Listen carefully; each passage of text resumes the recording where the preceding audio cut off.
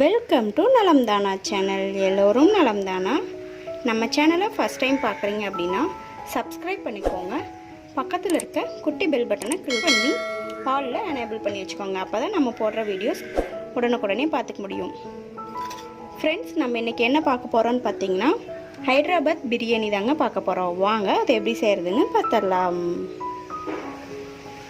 First biryani ready பண்ணுறதுக்கு இந்த powder ready பண்ணிக்கலாம். அதுக்கு என்னென்ன வேணும்னு பார்த்துட்டிங்கன்னா மிளகு 1/4 டீஸ்பூன் எடுத்திருக்கேன், ஜீரகம் 1/2 டீஸ்பூன் எடுத்திருக்கேன், பட்டை 2 பீஸ் எடுத்திருக்கேன், ஏலக்காய் 2 பீஸ் எடுத்திருக்கேன், அடுத்தது பிரியாணி இலை 1 எடுத்திருக்கேன், சோம்பு 1/2 டீஸ்பூன் எடுத்திருக்கேன், 2 கிராம்பு எடுத்திருக்கேன். ஸோ இதெல்லாம் வறுக்க வேண்டியதில்லை, அப்படியே போட்டு அரைச்சிக்கலாம்.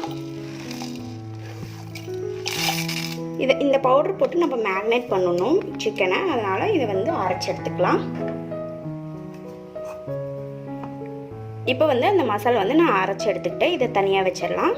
இப்போ சிக்கன் மேக்னேட் பண்ணிடலாம் வாங்க. இதுக்கு ஃபஸ்ட்டு நான் சிக்கன் ஆட் பண்ணிக்கிறேன். நான் எங்கள் குவான்டிட்டிக்கு தகுந்த அளவுக்கு சிக்கன் ஆட் பண்ணிக்கிறேன். அடுத்தது புளிப்பு இல்லாத தயிர் 1 ஸ்பூன் ஆட் பண்ணிக்கிறேன். புளிப்பு இருந்ததுன்னா 1/2 ஸ்பூன் ஆட் பண்ணிக்கோங்க. உங்களோட குவான்டிட்டிக்கு தகுந்த மாதிரி எவ்வளோ எடுக்கிறீங்களோ அதுக்கு தகுந்த மாதிரி ஹாஃபாக ஆட் பண்ணிக்கோங்க.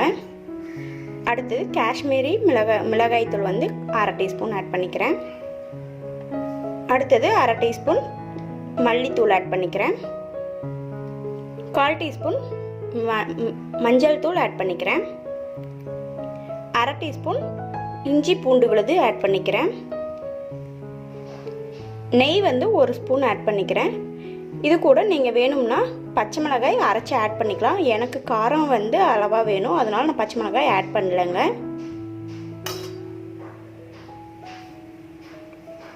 உப்பு 1/2 டீஸ்பூன் ஆட் பண்ணிக்கிறேன். 1/4 கப்பு புதினா கட் பண்ணி போட்டுக்கிறேன். புதினா ஆட் பண்ணிட்டேன், கட் பண்ணி ஆட் பண்ணிட்டேன். அடுத்தது மல்லி இலை, அதையும் கட் பண்ணி வச்சுருக்கேன், அதை ஆட் பண்ணிக்கிறேன். அடுத்தது நம்ம அரைச்சி வச்சோம் இல்லைங்களா, அந்த பவுடர் நான் 1/2 டீஸ்பூன் ஆட் பண்ணிக்கிறேன். மீதி பவுடர் அதை அப்படியே வச்சுருக்கேன், நம்ம தம் பண்ணும்போது ஆட் பண்ணிக்கலாம். இப்போ இதை நம்ம ஸ்பூன் வச்சு பண்ணும்போது நல்லா மிக்ஸ் ஆகாது, அதனால் நம்ம கையிலே நல்லா மிக்ஸ் பண்ணிக்கலாங்க. நான் ஃப்ரிட்ஜில் வச்சு எடுக்கணுங்க. அப்போ தான் நமக்கு இது கண்டிப்பாக பண்ணணும். அப்போ தான் நமக்கு இந்த ஹைதராபாத்தீஸ் அந்த ஸ்டைல் நமக்கு கிடைக்கும்.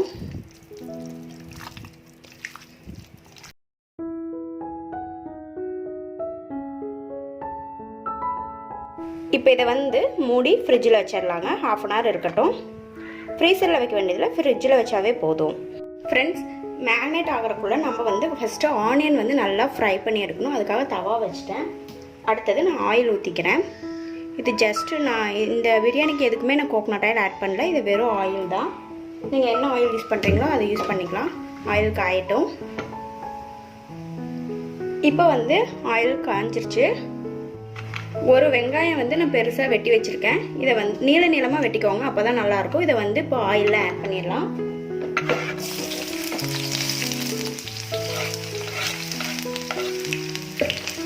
இது நல்லா ஃப்ரை ஆகி வரணுங்க.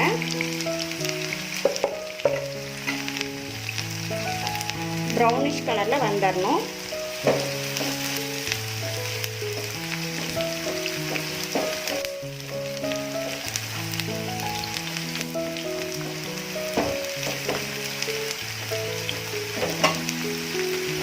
நான் ஃபுல் ஃப்ளேமில் தான் வச்சுருக்கேன்.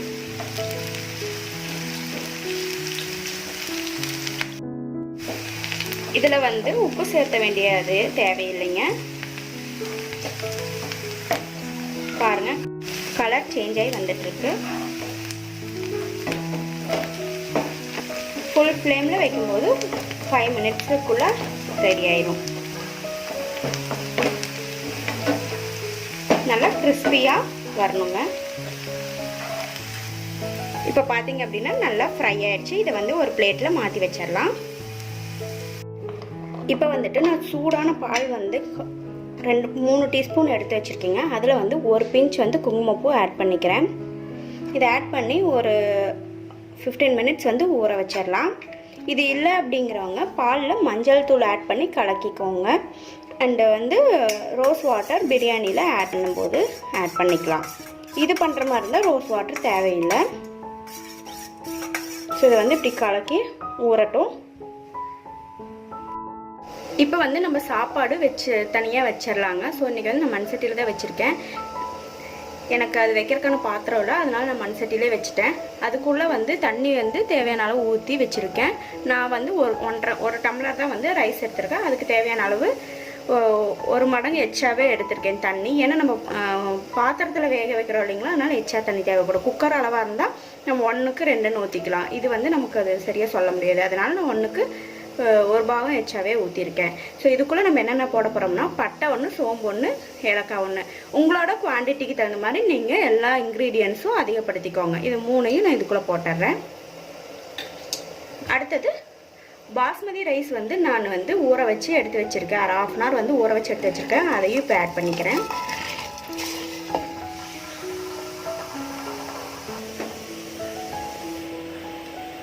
இது கூட ஒரு டேபிள் ஸ்பூன் வந்து உப்பு. அரிசி வந்ததுக்கப்புறம் நம்ம உப்பு ஆட் பண்ண முடியாது, அதனால் இப்போவே வந்து உப்பு ஆட் பண்ணிக்கிறேன். ஸோ இதெல்லாம் வந்து வெந்து வரட்டும். இது 3/4 பாகம் வெந்தால் போதுங்க, ஏன்னா நம்ம தம் போடுவோம். இப்போ பாருங்கள், அரிசி நல்லா கொதிச்சு வெந்துட்டுருக்கு. ஸோ வந்து இந்த மாதிரி அரைப்பதம் வந்தால் போதுங்க, ஆஃப் பண்ணிடலாம். ஏன்னா நம்ம மறுபடியும் தம் போடும்போது வேகும் இல்லைங்களா, அதனால். ஸோ இதை வந்து இவ்வளோ தண்ணி இருந்தால் ப்ராப்ளம் இல்லை, இதை வந்து வடித்து எடுத்து தனியாக வச்சிடலாம். இப்போ வந்து 1/2 hour ஆயிடுச்சுங்க. நான் ஃப்ரிட்ஜில் இருந்து நான் வந்து மேக்னேட் பண்ணி வச்சுருந்ததை எடுத்துட்டேன். பாருங்கள், தண்ணி விட்டு இருக்கு. ஸோ இதை வந்து வேக வச்சிடலாம். இப்போ நம்ம ஃப்ரை பண்ணுறதுக்கு இதில் வந்து நான் கொஞ்சம் ஆயில் விட்டுருக்கேன். அது கூட 1 ஸ்பூன் நெய் விட்டுக்கிறேன்.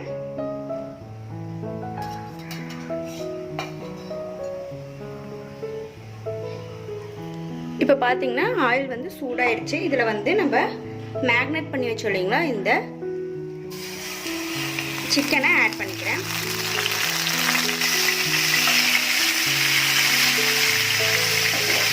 இந்த மாதிரி தண்ணி விடும்.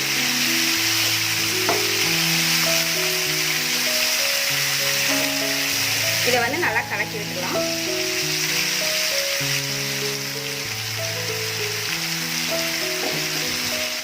இப்போ வந்துட்டு நம்ம ஃப்ரை பண்ணி வச்சோம் இல்லைங்களா இந்த ஆனியன்ஸ், வெங்காயம் வந்து இது கூட ஒரு கசக்கி ஆட் பண்ணிக்கிறேன்.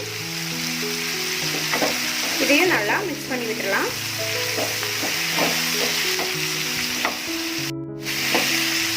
இதை நல்லா கலக்கி விட்டாச்சு. இதை வந்து லோ ஃப்ளேமில் வச்சு 15 to 20 minutes நல்லா இது வந்து முக்கால்வாசி வேக வச்சு எடுத்துக்கலாங்க. வந்து ஓப்பன் பண்ணிடலாங்க. ஸோ கிரேவி ரெடி ஆயிடுச்சு. இப்போ சிக்கன் வந்து ரெடி ஆயிடுச்சு. இப்போ வந்து தம் போடலாம். இப்போ வந்துட்டு நான் இரும்பு தோசைக்கல் வச்சு ஃப்ளேம் வந்து மீடியமில் வச்சுருக்கேங்க. இப்போ இந்த தோசைக்கலுக்கு மேலே நான் ஒரு பாத்திரம் வச்சுக்கிறேன். இப்போ நம்ம வந்து தம் போட போகிறோம். இப்போ வந்து ஃபஸ்ட்டு ரைஸ் வந்து ஆட் பண்ணிக்கலாம்.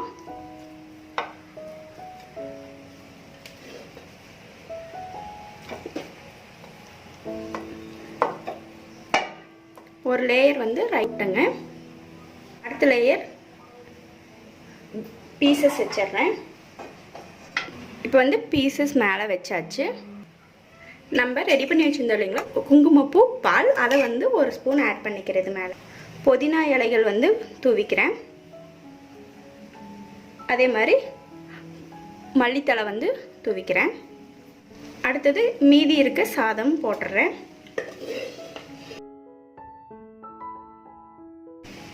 இதையும் வந்து நல்லா ஸ்ப்ரெட் பண்ணி விட்டுடலாம். அடுத்தது எகைன் அதுக்கு மேலே வச்சுக்கிறேன்.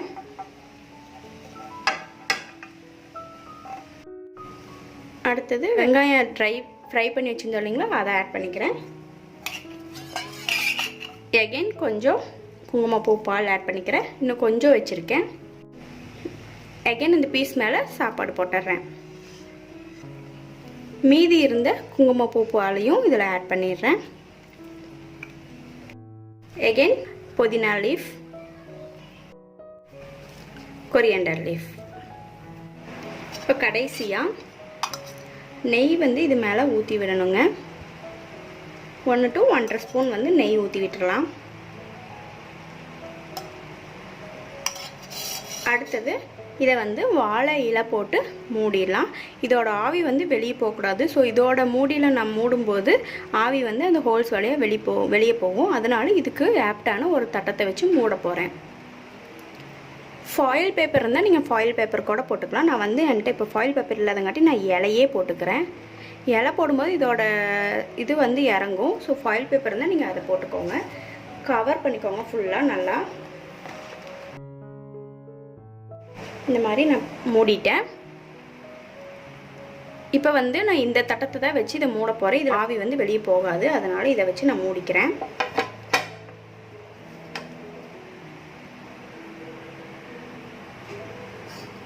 அதுக்கு மேலே ஒரு வச்சிடுறேன் வெயிட்டுக்கு. ஸோ இதை வந்து ஒரு 1/2 hour வந்து மீடியம் ஃப்ளேமில் வச்சு வேக விடணும். இப்போ வந்துட்டு எடுத்துடலாம். 1/2 hour ஆயிடுச்சுங்க. ஓப்பன் பண்ணிடலாம். ஸோ ஸ்மெல் சூப்பராக இருக்குங்க. ஸோ இப்படி வந்து கிளறி விட்டுடலாம். ஸோ கிளறுனா சூப்பராக இருக்குது. இதாங்க நம்மளோட ஹைதராபாத் பிரியாணி. ஸோ இந்த வீடியோ உங்களுக்கு பிடிச்சிருந்தா நம்ம சேனலை லைக் பண்ணுங்கள், ஷேர் பண்ணுங்கள், கமெண்ட்டுங்க. தேங்க்ஸ் ஃபார் வாட்சிங்.